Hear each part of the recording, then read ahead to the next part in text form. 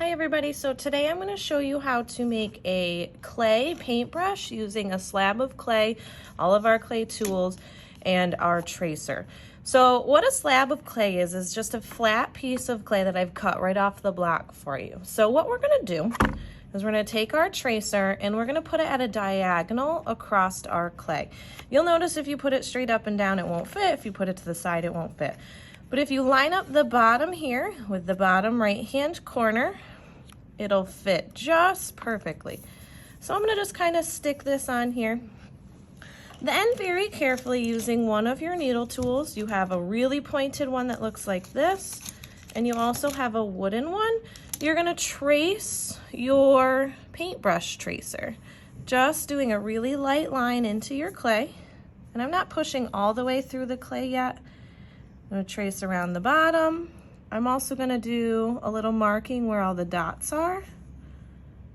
So tracing, tracing, tracing, and then a mark, a mark, a mark, and a mark. Make sure you do these circles because we're going to need them later.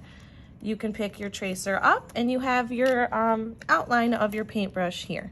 Now using either one of your needle tools, you also have a knife and you also have what's called a rib tool. You're going to use these tools to cut out your clay, just like if we were cutting it out of paper. So what I'm doing is I'm just sliding my needle tool along the clay, and you can also chop bigger pieces off like this. So I'm just following those lines I traced, and I'm pushing up against the board. You can also use your rib tool to help you cut as well. So we're just taking off the extra bits. If you don't stay perfectly on the line, it's okay. We just use those as a tracer line. So now we have this thick paintbrush. We want to be careful with it because if we're not careful with it, it will break off and little pieces will fall off. Next, what I want you to do is start to smooth out those harsh edges. So just using the skin on my finger, I'm just going to start smoothing. You can also smooth using your rib tool just by dragging it across the surface of the clay. Another tool you could also use is your water cup with your sponge. So what you want to do is you want to squeeze all the water out of the sponge. Make sure it's all out. And then just gently rub it on the surface of the clay as well. This will help smooth out those edges. Before we flip over and smooth the other side, what I'd like you to do is take your wooden needle tool and you're going to push it right through the circle that we made at the top. So straight through the clay. You can see I went straight through. And then you can wiggle it out. Just to double check, you can hold it up, and if you can see through that hole, that's what we want. The back side will have a little bit of extra clay too. You're going to do it to this top hole and the 4 bottom holes. So push those holes right through. And make sure you can see through those holes. Sometimes you get like this extra buildup of clay of where you pushed it out. You can just remove that. So just take it right off. And make sure you can see through all 4 of those holes. What we're going to do later is we're going to put yarn in those holes. So you want to make sure you can get the yarn in there.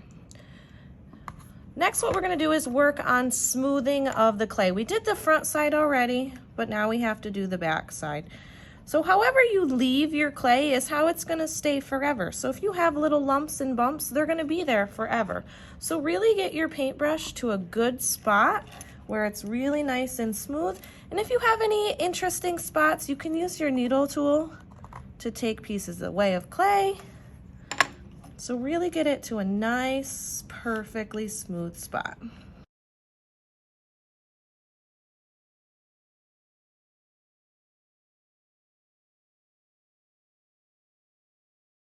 Okay, next what we want to do is add the extra details of our paintbrush. So to do this, we're going to use our wooden needle tool or your rib just to make some lines. So usually on a paintbrush that has the little bracket piece that holds the bristles on. So what I'm going to do is I'm just going to add some detail lines using my tools that I have at my table. You can really make your paintbrush look however you want. and just start adding some little details. I'm also adding some to the side.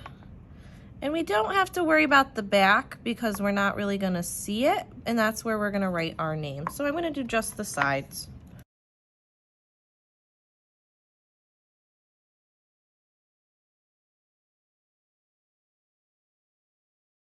Perfect, so for mine I added some detail bumps along the handle, and then I added just detail lines, and then I also made it look like there is the bristles at the bottom of our paintbrush.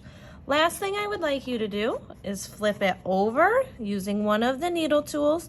You can write your name or your initials. So I'm gonna just do Miss Smith. And if you wanna write your initials, you can also write your initials. We need to let our clay dry for 5 days before it gets fired. So make sure you return your clay piece right back to the tray. Extra clay can go back into the bag, and all your tools can go back into your clay container.